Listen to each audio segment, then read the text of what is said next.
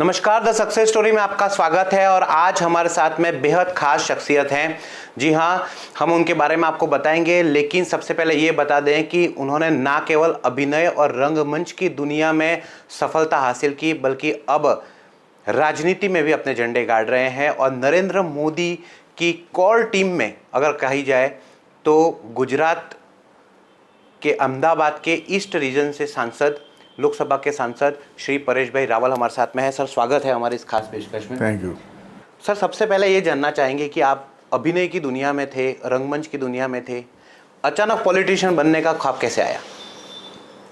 अचानक पॉलिटिक्स में उतरने का ख्वाब तो नहीं आया था, लेकिन हमने ये देखा कि नरेंद्र मोदी साहब पीएम बनने जा रहे हैं और देश के लिए सुनहरा मौका है। तो as a citizen, as a aware citizen, अगर मैं कुछ कर सकता हूँ तो मैं करना चाहूँगा। उस इरादे से मैं उतरा हूँ, तो मैं अपनी तरफ जो भी कुछ कंट्रीब्यूट कर सकूँ, मेरी जो भी समझ है उसको साथ लेकर। मोदी जी की ऐसी कौन सी बातें आपको अट्रैक्ट करती हैं as a politician, as a human being और as a prime minister of India? देखिए, पहले तो राष्ट्रवादी है, बिल्कुल भ्रष्टाचारी नहीं है, काम करने के इरादे हैं। उन्होंने कभी अपने सगे वाले हैं उनके बारे में कभी सोचा नहीं है। जो हम आम तरह से जो भी पॉलिटिशियन होते हैं उनके सगे वाले होते ही होते हैं अगल बगल में, ऐसा उनका कोई है नहीं। और विजनरी है। इंडिया को एक ऐसे प्राइम मिनिस्टर की ज़रूरत है कि जो विजनरी हो, जो काम करना जिनको आता हो, सिस्टम से काम निकाल सके। और सबसे बड़ी बात, काम करने के इरादे हैं उनके। आप जब पॉलिटिशियन नहीं थे और जब लोकसभा के सांसद नहीं बने थे, तब भी आप भारतीय जनता पार्टी के लिए कैंपेन करते थे। आज लोकसभा के सांसद बन गए हैं, लोकसभा जाते हैं, जानने लगे हैं, उनके साथ बातचीत आपकी होती होगी। आपको क्या लगता है, क्या विज़न है उनका जो इंडिया के यूथ के लिए ज़्यादा खास है? पहले तो उन्होंने एक गरिमा दी है एक इंडियन होने के नाते। जो पूरे विश्व भर के अंदर जो हमारी गिनती होती थी, या लोग ये समझते कि इंडिया वाले क्या करेंगे, आज वही दुनिया वाले मोदी जी को एक वर्ल्ड लीडर के रूप में उनका स्वीकार कर रहे हैं। समझने लगे कि ये आदमी है, एज अ वर्ल्ड लीडर की हैसियत से आ सकते हैं। दूसरी बात, यूथ को भी एक हुआ कि नहीं, हमारा कोई आदमी है जो हमारी लैंग्वेज बोलता है, जो हमारे जज्बे को जानता है, हमारे सेंटिमेंट्स को समझते हैं, और जो खुद काम करते हैं, जो मोटिवेट करने के लिए आपको काम करना चाहिए। अब बैठे खाली आर्म चेयर में बैठ के आप सिर्फ बातें करते रहेंगे तो उसको कोई मतलब नहीं। जो आदमी 16-16, 18-18 घंटे काम करता है और अलग से अलग योजनाएं आ रही, हम सब जानते हैं। और पूरा युवा जो है वो प्रभावित है मोदी जी से। आपकी अपनी निजी ज़िंदगी में क्या फ़र्क महसूस करते हो आप? अब आप लोकसभा में बैठते हैं, आपने देखा है कि पब्लिक की क्या प्रॉब्लम्स हैं, पहले देखा है, लेकिन अब आप खुद फेस कर रहे हो उसे, तो कितना चेंज आपके अंदर आया है? बहुत चेंज आया, मैं कहूँगा। और बड़ी ऑनेस्टी के साथ मैं कहूँगा स्ट्रेसफुल भी है। क्योंकि पहले क्या था कि पहले हम यही जानते थे कि टाइम पर टैक्स भर दो, आप देश की सेवा कर रहे हो, टाइम पर टैक्स भर दिया ना, हो गया आपका काम। और ज़्यादा माने लॉ एंड ऑर्डर में चलो, कोई ज़्यादा गलत काम मत करो आप, और ऐसा गलत काम करो ताकि पकड़े ना जाओ, ये होता था एक जो आम मैं समझता हूँ नागरिक का रवैया होता है। लेकिन लोकसभा में बैठने के बाद ऐसा लगा कि पूरा दरिया है ये, और देश के अंदर कितने सारे प्रॉब्लम हैं, कितनी सारी अच्छाइयाँ भी है। वो अच्छाइयों को हम कैसे निखार सकते हैं और प्रॉब्लम को कैसे सब लोग एक साथ मिलकर उसको सॉल्व कर सकते हैं, वो ताकत है इस देश में। तो वो देखने को मिलता है, अलग अलग लोगों की बातें सुनने को मिलती है, प्रॉब्लम को अलग अलग तरीके से किस तरह सोचा जाता है वो भी देखने को मिलता है। I think it's a big education for me. बीच बीच में कुछ ऐसे वाक़ये हो जाते हैं जिसको लेकर आपने भी कई बयान दिए, लोगों के भी कई बयान आते हैं, और ऐसे देश की अस्मिता और देश के गौरव की बात आ जाती है, जैसे कि भारत माता की जय। अब भारत माता की जय कहने में किसी को क्या दिक्कत हो सकती है, लेकिन कई लोगों को दिक्कत है, पब्लिक फोरम में आके बोल रहे हैं कि हम भारत माता की जय नहीं बोलेंगे। आपके क्या विचार हैं? देखिए, क्या होता है हमारे वहाँ अभी ये है कि धर्म लेके आएंगे कि मेरा मज़हब ये कहता है कि भैया मुझे भारत माता की जय नहीं बोलना चाहिए। ठीक है, मत बोलो आप, लेकिन साथ में जो बोल रहे हैं पाकिस्तान जिंदाबाद या भारत तेरे टुकड़ों की, उनको सपोर्ट मत करो, नहीं तो फिर सरकार का रवैया बहुत सख्त होगा। और बड़ा सख्ती से पेश आना चाहिए ऐसे लोगों के साथ में। सरकार को उठा के जेल में डाल देना चाहिए, उनका देश निकाल कर देना चाहिए। और भारत माता किसी को फोर्स नहीं कर सकते, फोर्स मत करो। अगर उनके दिल से बात निकलती है तो निकलने दो।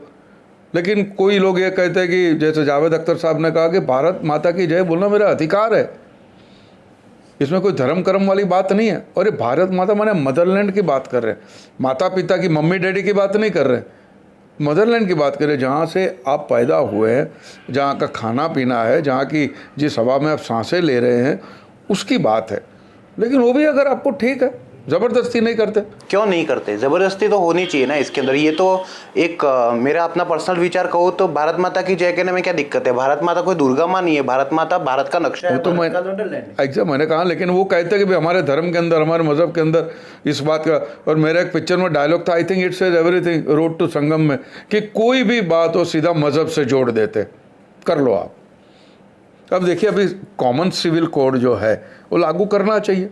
आज उनके सब अपना पर्सनल लॉ लगाएंगे तो मैं ब्राह्मण भी खड़ा हो जाऊंगा, मेरा भी पर्सनल लॉ लगा, तो क्या होगा इस देश का? लेकिन किसी भी धर्म में ये लिखा हुआ नहीं है कि आप अपने मदरलैंड की जय मत बोलो। वही कहता हूँ मैं, नहीं लिखा है। और सऊदी अरेबिया के अंदर वहाँ की जो औरत है, उन्होंने जो मोदी साहब का स्वागत किया ना भारत माता की जय कहकर। लेकिन अगर कुछ लोगों को इससे तसल्ली मिलती है, उनको मिलता है कि हम कुछ we are scoring a brownie point, तो फाइन, मत बोलो, वो मत बोलो। हम ये भी नहीं बोलने देंगे कि फिर पाकिस्तान जिंदाबाद या पाकिस्तान के, वो भी नहीं बोलने देंगे। लेकिन वो तो जेएनयू में हुआ, और जेएनयू में हुआ तो जेएनयू के, अब जेएनयू के अंदर जो हुआ वो इतने साल का नतीजा है, और अब नहीं होगा, उठा के फेंक देना चाहिए, बिल्कुल सख्ती से पेश आना चाहिए, किसी को बख्शना नहीं चाहिए। क्या सरकार ने अपना ये रवैया बना लिया है कि अब अगर भारत माँ के टुकड़े की बात कहेंगे या पाकिस्तान जिंदाबाद के नारे लगेंगे तो उसके खिलाफ सख्त से सख्त कार्रवाई होगी? करनी ही चाहिए और करेगी सरकार, करनी ही चाहिए। एक बीच में, क्योंकि आप लोकसभा में आए लोगों से जब बातचीत कर रहे हैं, एक 3 नए वाक़ये आए हैं जो काफ़ी डिस्टर्ब करते हैं लोगों, आपको भी डिस्टर्ब करते होंगे।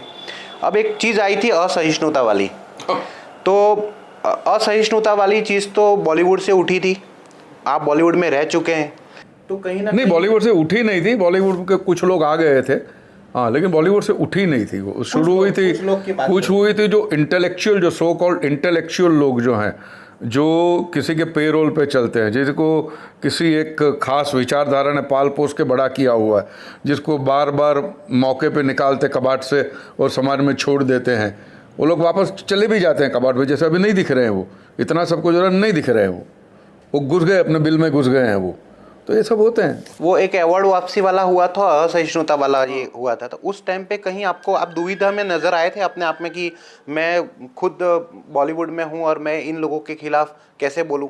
नहीं नहीं, बिल्कुल नहीं, बिल्कुल नहीं, ऐसा मेरा कोई रवैया नहीं है, मैं कभी भी डरता नहीं हूँ। और मैं यार सिर्फ बॉलीवुड में जो, अच्छा, जिन लोगों ने बात की थी उनकी बातों को मैंने तब भी कहा था, मैं पार्लियामेंट के बाहर ही मैंने स्टेटमेंट दिया था कि आमिर ने कहा है, तो आमिर ने ये कहा है कि मेरी वाइफ ने कहा है, टेक्निकली ये समझिए आप, मेरी वाइफ ने ये कहा है, आमिर ने कहा नहीं है, मेरी वाइफ ये बताती है। अब मियाँ बीवी बैठे बात हो जाती है तो उन्होंने कहा मेरी वाइफ ने ये कहा है। बाद में शाहरुख भाई ने भी कहा तो शाहरुख ने भी कहा कि नहीं भैया मेरा ये नहीं था, I was miss interpreted, what ever, miss coated, what ever. लेकिन बाकी कोई नहीं कहेगा। ये जो शुरू हुआ था कांड, जो भी राइटर लोग आ गए थे उन्होंने शुरू किया था, मुझे खाली यही पूछना है कि मोदी जी के आने के बाद ये सब शुरू हुआ है, तब क्या है, यहाँ पे राम राज्य चल रहा था। आप देखिए बीजेपी वाले, मैं सच बोलता हूँ, मैं इतने बीजेपी वाले इतने अच्छे हैं, 84 के अंदर इतने दंगे हुए, कभी बीजेपी वाले ने कभी भी ये कहा है, किसी भी गवर्नमेंट को लिखा है, फॉरेन की गवर्नमेंट को, कि राजीव गांधी को वीज़ा मत देना, राहुल गांधी को वीज़ा मत देना, इतना बड़ा कांड हुआ है, कभी कहा है किसी ने? और ये गोधरा को लेकर चल बसे पूरी दुनिया में कि मोदी जी को वीज़ा मत दो, ये मत दो। यहाँ तक कि कम से कम 60-65 एमपीओ ने खत लिखा था ओबामा को, जैसे ओबामा उनके आका है, उनके माई बाप ओबामा है। तो ये उनके संस्कार है, ये बीजेपी के संस्कार नहीं है। बीजेपी देश की गरिमा कैसे बचाए रखनी उसमें मानती है। ये लोग निकल पड़े थे।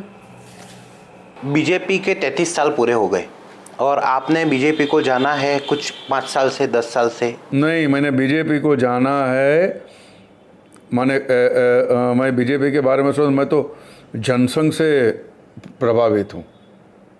मैं जनसंघ माने जयप्रकाश नारायण तो जनसंघ के हिस्सा नहीं थे, लेकिन जो देशभक्ति की बात करते मैं उससे प्रभावित रहता हूँ। एक मुद्दा है कि देशभक्ति की बात करने वाली पार्टी के साथ हैं आप। बिल्कुल। ये तो बात हुई आपकी राजनीति की और देश के बारे में आप क्या सोचते हैं। आपका अपना विजन क्या है, आप बतौर सांसद क्या करना चाहते हैं, अहमदाबाद ईस्ट के लिए नहीं, देश के लिए? देश के लिए तो देखिए, देश के लिए तो बहुत बड़ी बात हो जाएगी। देश के लिए क्यों, मैं अपने कॉन्स्टिट्यूंसी का ही अगर मैं काम पूरा कर सकूँ तो बहुत बड़ा अचीवमेंट होगा। लेकिन देश के लिए मैं ये चाहता हूँ, जो मैंने काफ़ी बार कहा था मेरे चुनाव कैंपेन के टाइम, कि मोदी जी आते तो 5 साल के लिए हम धर्म कर्म की बात ना करें। मैं मुसलमान हूँ, आप ब्राह्मण हैं, वो बनिए, ये 5 साल के लिए हम बात छोड़ दें। सिर्फ 5 साल के देश की तरक्की के लिए सोचे। और मोदी साहब ने जो मुद्दा दिया, विकास का मुद्दा, वो अहम मुद्दा है, हमको भटकना नहीं चाहिए, नहीं तो बहुत नुकसान हो जाएगा इस देश का। तो मैं ये मानता हूँ कि धर्म कर्म की बात करो ही मत। आपको धर्म कर्म की बात करनी है अपने घर में करो, या यही करना चाहिए, अपने विचार किसी पे थोपो मत, उससे बात बनेगी नहीं। लोगों को हराओ मत, लोगों को जीतो। ये बहुत बड़ा फ़र्क है, इसके अंदर अंतर है। तो मैं ये समझता हूँ इस तरह से पेश आना चाहिए। लेकिन धर्म कर्म की बात 5 साल के लिए मत करो, सिर्फ देश की तरक्की के लिए सोचो। लेकिन आपके साथ लोकसभा में बैठने वाले ऐसे बहुत सारे लोग हैं आप ही के पार्टी के, जो हमेशा धर्म का झंडा लेके खड़े हो जाते हैं। मेरे साथ बैठने वाले ऐसे भी लोग हैं जो एकदम मॉडरेट बात भी करते, तो मैं तो उनका एग्जाम्पल लूँगा। ठीक है सर, अब हम बात करेंगे आपके रंगमंच की दुनिया की। आपने कई ऐसे प्लेज किए हैं, देश में ही नहीं विदेशों में बहुत सारे किए हैं। अब आप जब प्ले करने जाते हैं वहाँ पे, तो आपकी एक और चेहरा है लोगों के सामने कि ये लोकसभा के सांसद भी हैं। तो जब आप प्ले करते हैं तब लोगों का रेस्पॉन्स कैसा रहता है, क्या पूछते हैं लोग आपसे, क्या बातें करते हैं आपसे? नहीं, मैं सच बताऊँ, आई एम फॉर्चुनेट, बड़ा नसीब वालों के लोग। वो ये एमपी आया है ना, मेरा दिखावा ऐसा है ना, मेरा रख रखाव ऐसा है, या मेरा बर्तन ऐसा है पब्लिक लाइफ में।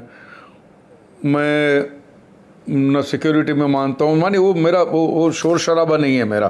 क्योंकि ये एक्टर है, परेश एक्टर है अपना, ये अपना परेश एक्टर है, दैट्स इट। वो क्योंकि एमपी एक्टिंग कर रहा है इसलिए ये क्यों बोलो, वो नहीं है। वो सब जानते हैं कि मेरी वो लाइफ बिल्कुल अलग। मैंने डे 1 से कहा है कि मैं एक्टिंग नहीं छोड़ूंगा, क्योंकि मैं एक्टर हूँ इसलिए मैं एमपी हूँ। और यार भैया, ये तो मेरे आत्मा की संतुष्टि के लिए है। सर, आपने 85-84 से अपनी जर्नी शुरू की थी जब आप सीरियल्स में काम करते थे। नहीं, मैंने एक ही सीरियल की थी, वो भी 8 या 10 एपिसोड किए थे, बनते बिगड़ते, क्योंकि मेरा दोस्त था और मुझे क्लोजअप मीडियम में थोड़ी एक्सरसाइज चाहिए थी, तो कहा कर ले। उसके बाद आप बॉलीवुड के फिल्मों में आए। वैसे कहा जाता है कि बॉलीवुड में गॉडफादर होना चाहिए, और आप तो अपने दम पे आ गए हैं। तो क्या स्ट्रगल करना पड़ा था? मेरे जैसे बहुत लोग हैं जो अपने दम पे आए हैं, और गॉडफादर होना चाहिए। गॉडफादर क्या आपको एक बार ब्रेक दे देगा। पिक्चर की सक्सेस या एक्टिंग की तारीफ तो आपकी वजह से होगी ना, आप में कितनी टैलेंट है। फिर तो कोई गॉडफादर कितना भी चिल्ला ले, चीख ले कि भैया परेश रावल को अब नवाजिए, तालियां बजाए, कोई करता नहीं है। और स्ट्रगल तो होती है, स्ट्रगल तो करनी ही चाहिए। बैठे बैठे मिल जाएगा तो क्या फ़ायदा है यार। वो चला भी वैसे जाएगा, पता भी नहीं, एक दिन सुबह उठे चला जाएगा, तकिया गायब और गदला गायब हो जाएगा। कोई ऐसे दिन आपके याद आ रहे हैं जब आप स्ट्रगल करते थे और उस टाइम पे आपको लगा हो कि यार मैं हार रहा हूँ, लेकिन आपने हिम्मत नहीं हारी हो? मैं हिम्मत हारने वालों में तो कतई नहीं हूँ। उसके 2 रीज़न हैं। क्योंकि मैं समझता हूँ कि हिम्मत आना बड़ा नेगेटिव है, अनप्रोडक्टिव है। मैं अगर कोने में बैठ के रो भी लूँ तो क्या है, उससे कुछ फ़ायदा होने वाला नहीं है, नंबर 1। नंबर 2, क्योंकि मैं थिएटर से हूँ, क्योंकि मैं गुजराती थिएटर से हूँ, तो मुझे काम तो मिल जाएगा। मैं अच्छा एक्टर हूँ, अपने टैलेंट पे मुझे भरोसा है, मुझे काम तो मिल जाएगा, वो तो कोई मुझे रोकेगा नहीं। और जो मिलेगा उसे। और मैंने अपनी आदतें ऐसी रखी है कि मुझे मेरा 3000 रुपये में भी गुजारा हो सकता है अभी मेरी, क्योंकि मैं मिडिल क्लास से हूँ। हमने देखी है कैसे दिन बीते हैं, तो हम बहक नहीं जाएंगे। तो मेरा तो वो तो मेरी ताकत वो है, मेरे मिडिल क्लास के संस्कार है और मेरा गुजराती थिएटर, ये मेरी ताकत रही है। हम इंडस्ट्री की बात करें तो बहुत सारे स्ट्रगलर्स ऐसे हैं जो बीच में हार जाते हैं। ये हार जीत की बात हो रही है, यानी कि करियर बनाने जा रहे हैं, लेकिन ऐसा कोई मोड़ आ जाता है ज़िंदगी में कि वो ज़िंदगी छोड़ देते हैं या एकदम हार जाते हैं, डिप्रेशन में आ जाते हैं। अभी हाल ही में वो प्रत्युषा बनर्जी ने एक सुसाइड कर लिया। तो ऐसे लोगों के लिए आपके एक्सपीरियंस से आप उनको क्या ऐसा मैसेज देना चाहेंगे कि ज़िंदगी में हार जीत होती रहती है, लेकिन फिर भी हारना नहीं है, जीतने का एक लक्ष्य बनाना है? तो कुछ किस स्टेट ऑफ माइंड के अंदर, यंग इज सो पेनफुल, 24-25 साल की उम्र में आप अगर आत्महत्या करते हो, इट्स सो पेनफुल। माने एक बात तो तय है कि वाकई उनको ये लगा होगा कि ज़िंदगी जीने के लिए कोई मकसद है ही नहीं, there is no reason for me to live on now. ये तो रहा होगा, वरना ये कैसे क्यों छोड़ेगा कोई। बट मैं ये समझता हूँ कि कोई भी बात हो, दुनिया की कोई भी बात हो, आपको हारना नहीं चाहिए, क्योंकि निकलेगा कुछ ना कुछ निकलेगा। या तो you must enjoy, celebrate that failure. अरे वो भी अपने आप में बहुत बड़ी चीज़, क्या क्या सिखाती है फेलियर, तो आपको सबसे बड़ा टीचर है यार। बट ये बात मेरे लिए बोलने को आसान है, अब जिस पे बीती है उसको मैं क्या कहूँ, कैसे उनको मैं समझूंगा। आप अगर देश के युवा लड़कों को सफलता के मंत्र देना चाहते हैं तो क्या देंगे? Be Indian, love your country, that's it. आपके प्रॉब्लम दूर हो जाएंगे, ट्रस्ट में। ये गुरु मंत्र है, लव योर कंट्री, मेहनत करो, दैट्स इट। ओए लक्की लक्की ओए के अंदर एक डायलॉग था, टाटा बनो, टाटे का बेटा मत बनो। मेहनत करो। सक्सेस और फेल्योर के बीच में एक छोटी सी लाइन होती है सर, या तो आप बहुत ज़्यादा सफल हैं या फिर एक छोटी सी गलती आपको फेल्योर में डाल देती है। फेल्योर से उठ के सक्सेस पाना कितना डिफ़िकल्ट है और क्या करना चाहिए उसके लिए? ये कितने एग्जाम्पल है हमारे सामने। अमिताभ बच्चन साहब को ले लीजिए, रेलवे की टिकट निकाल ली थी इलाहाबाद के लिए उन्होंने, जंजीर के पहले जंजीर आई, उसके बाद भी उनकी ज़िंदगी में जो आए थे 5-6 साल, माने आपने कभी सोचा है देश का सुपरस्टार है, उनका घर बिकने पे है, वो हालत क्या रही होगी। और मैंने एक बार अमित जी से पूछा भी था, उन्होंने सर तब क्या सोचते थे आप, आपने कुछ आपको, अरे पर क्या सोचना है, करना है डट के, सिंपल। तो कभी हारना नहीं चाहिए। नेगेटिव कोई ऐसी चीज़ें जिससे आप कभी कॉम्प्रोमाइज़ नहीं करते? हार्ड वर्क से कभी कॉम्प्रोमाइज़ नहीं करो। हार्ड वर्क करना बहुत ज़रूरी है। माने जो काम आपको पसंद है उसमें हार्ड वर्क करने को, हार्ड वर्क का कोई ऑल्टरनेटिव ही नहीं है। यानी कि हार्ड वर्क हो, डेडिकेशन हो और पॉजिटिव थिंकिंग हो तो आपको सफलता बिल्कुल मिलेगी। या तो जिसे आप सफलता कहते हैं दुनिया की नज़रों में, वो शायद उसकी डिग्री कम हो लेकिन उसका संतोष बड़ा अलग होगा। आपके पर्सनल करियर की बात करें तो आपने इतनी सफलता हासिल की, इतनी सारी मूवीज़ आपने की, बीच में ओ माय गॉड आपने पिक्चर बनाई थी, सुपर डुपर हिट फिल्म, हर किसी को पसंद थी, मैंने 4 बार देखी। लेकिन इस फिल्म में भी एक बड़ी कंट्रोवर्सी लोगों ने खड़ी कर दी थी। आप इसके लिए दुखी हुए थे उस टाइम? नहीं, निशाना सही लगा था। देखिए, अगर आप जर्नलिज्म की बात, अगर आप अच्छा जर्नलिज्म करते आपको विचलित होने की ज़रूरत नहीं है। अगर आप बुरा जर्नलिज्म करते तो भी आपको विचलित होने की ज़रूरत, क्योंकि आप बुरा जर्नलिज्म करते। तो मेरा जो निशाना जो था, मेरा निशाना ये था कि यार कम से कम इतना समझिए हम कितने भाग्यशाली है कि हमारे पास हिंदू जैसा धर्म है। हम इवॉल्व हो सकते हैं, हम कहीं पे रुके नहीं हैं, हम बह रहे हैं, हम क्या क्या चीज़ें हासिल कर सकते हैं, अपने आप को इम्प्रूव कर सकते हैं। किस मकाम पे हमने अपने आप को बंद नहीं कर दिया है, बात ख़त्म हो गया, बात यहाँ पे हम बहुत आगे बढ़ रहे हैं। मेरा ये नज़रिया है। अगर मैं किसी भी चीज़ के बारे में सोचता हूँ या टोकता हूँ तो ये नज़र कि हम आगे बढ़ रहे हैं, हम स्टैग्नेंट नहीं है। नरेंद्र मोदी जी के ऊपर एक फिल्म बनाने का आप सोच रहे हैं, उसका काम कहाँ तक शुरू हुआ है, कब? यार हम लोग वाकई माने वो थोड़ा सा we are moving in circle in terms of the script, क्योंकि ये कैसे कहानी को पेश किया जाए, क्योंकि ये आम आदमी की कहानी नहीं है। दिस गाय इज मेरी नज़रों में किसी को लगेगा कुछ ज़्यादा ही भक्ति रस बह रहा है परेश भाई में, लेकिन मेरी नज़रों में अवतार है, is not a political, nearly political. इसमें गलत क्या है? अगर कोई व्यक्ति को हम मानते हैं और उसके लिए हाँ नहीं मैं कोई उसमें बिल्कुल गलत, मैं अपने आप को गलती महसूस नहीं करता हूँ। लेकिन होता है ना कि एक ऐसे आदमी की कहानी को पेश करना, शुरू कहाँ से करें हमको पता है, इनका फुल स्टॉप कहाँ लगा है, क्योंकि अभी तो इस कहानी की पिक्चर को शुरू हुए 15 मिनट भी नहीं हुए और कहानी 3 घंटे की है। इसको कहाँ लगाएंगे फुल स्टॉप? सोच रहे हैं कैसे उनको किया जाए, और वाकई हम लोग we are moving in circle. आपकी वाइफ जो हैं वो एजुकेशन के लिए काफ़ी काम करते हैं, और मैंने ऐसा सुना भी है कि गांधीनगर में कुछ कुछ अच्छे एजुकेशन कुछ उन्होंने इंस्टीट्यूट खोल राजपुर के गांव रखा के है। अंदर, काफ़ी गांव के अंदर, अकोला, नागपुर, बारामूला, वहाँ तक करती रहती है। तो उसके उनके बारे में थोड़ा आप बताएंगे कि वो जब क्या थिंकिंग रखते हैं, भारत के एजुकेशन सिस्टम को कैसे नई राह देना चाहते हैं, और आपके विचार कहाँ तक उनके सहमत? मेरे विचार यहाँ तक सहमत है कि उनको जो करना है वो करना चाहिए, उसको जो सपोर्ट में देना चाहिए वो एज ए हस्बैंड मैं देता हूँ। अच्छा, एजुकेशन की बात इतनी डरावनी होती है कि मेरी ज़्यादा समझ नहीं, क्योंकि मैं ज़्यादा पढ़ा लिखा नहीं हूँ। कितने पढ़े लिखे? बीकॉम तक, मैंने वो भी मर मरा के खींच के हुआ गया था मैं। एनीवे, बट क्या है कि वो जो काम करती है, वो पीएचडी हुई है, मतलब बिल्कुल करो। बोलता मैं घर से बाहर होंगी, बच्चे बड़े हो गए हैं, तो I can afford to go out and stay out, you know, क्योंकि इंग्लैंड में रहना था 6 महीना, तो वो रही और उन्होंने किया। और आने के बाद सीधा उन्होंने 2006 में, मुझे अच्छी तरह याद है, नवंबर में उनको पीएचडी की डिग्री है ना, तो वो 2007 से उन्होंने काम शुरू कर दिया। वो भी कहाँ, गांव में, खेड़े में, गांव खेड़े में जाके।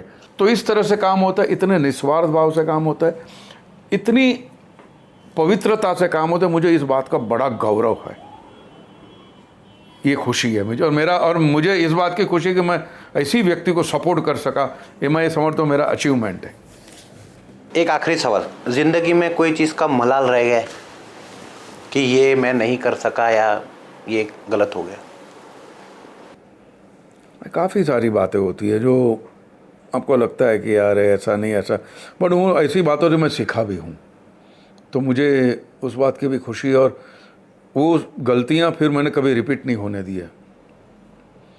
काफ़ी गलती हो जाती है, मैं गलती करते करते, बट ये है कि अगर देश के अंदर कुछ हो जाए अच्छा काम तो बहुत मज़ा आ जाएगा, क्योंकि हमारे पास वाकई बहुत बड़ी ताकत है। We are really a great country, और हमको दिल लगा के काम करना चाहिए और सोचना चाहिए।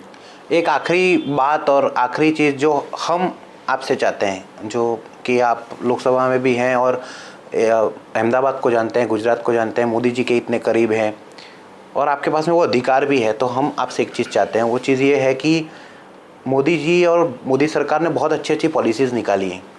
बजट भी देखोगे तो एक छोटे से गांव के किसान मजदूर से लेके बड़े से बड़े आदमी का ख्याल रखा है, लेकिन उनकी पॉलिसीज़, उनके विचार, उनका विज़न गांव के छोटे से आदमी तक नहीं पहुंच पाता है। ये बात शायद आप मानते होंगे। मानता हूँ। अभी आप किसी भी किसान के पास जाएंगे और उसको पूछेंगे कि बता बजट में तुझे मोदी जी ने क्या दिया, तो उसे नहीं पता है। क्या आप ऐसे कोई कदम उठा सकते हैं कि आपकी सरकार के ये अच्छी पॉलिसीज, अच्छी बातें, या आपकी सरकार ने एक आम आदमी को जो अधिकार दिए हैं वो आप उस तक पहुंचा पाए? या बिल्कुल करना ही चाहिए, और ये मोदी जी ने भी बार बार कहा है कि हमने बहुत सारी अच्छी बातें कर रहे हैं पॉलिसी, लेकिन हम लोगों तक नहीं पहुंचा रहे हैं। ये मोदी जी की कमी नहीं है, ये जो भी खामियां हैं हमारी खामियां हैं, एज ए MP है, एज ए ML और वॉट एवर। तो हमको ये करना चाहिए। मैं ये समझता हूँ कि एक जो माध्यम है, ये फिल्मों का माध्यम है, छोटी दाखिल फॉर एग्जांपल पोलियो, और पोलियो की फिल्म के अमित जी आए, उन्होंने किया, और इतना बड़ा पोलियो के अंदर हमारा सुधार हुआ है।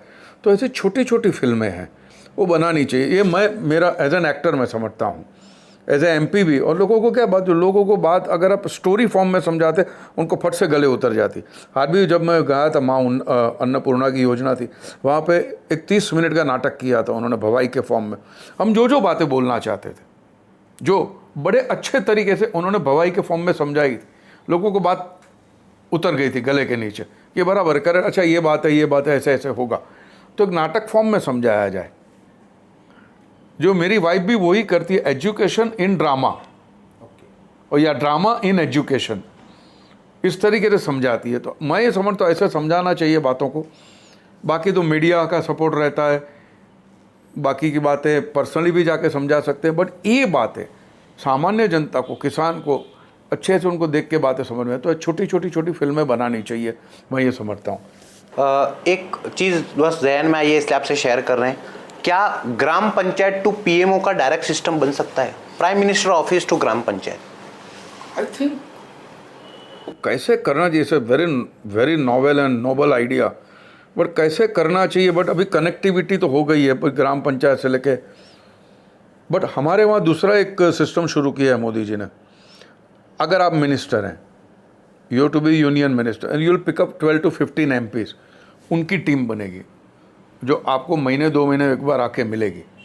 10 12 15 लोग MP बैठे हुए, और आप कहेंगे परेश भाई क्या, मैं कहूँगा भैया मेरा अहमदाबाद के अंदर खारीकट कनाल जो है उसका ज़रा काम हुआ नहीं है। आपने मिनिस्टर सीधा PM साहब को कहते हैं, और PM साहब को किसका आइडिया वो नहीं कहते। नहीं तो कभी कभी क्या होता है पता है, आदमी के नाम सुन के आपको लगता है कुछ अलग एजेंडा होगा, ये एज ए आइडिया के फॉर्म में शुद्ध आइडिया, ये आइडिया है खारीकट कनाल का काम होना चाहिए, तो क्या इम्प्लीमेंट होता है, धड़ से बात पहुंचती है वहाँ पे। But it is also very good idea gram panchayat वाला। Thank you so much. Paresh भाई ने बहुत सारी सफलता की कहानियाँ बताई और सफलता से ज़्यादा आगे का विज़न शेयर किया as a politician, as a actor. बहुत बहुत धन्यवाद साहब आपका इस कार्यक्रम में आने का। Thank you, thank you.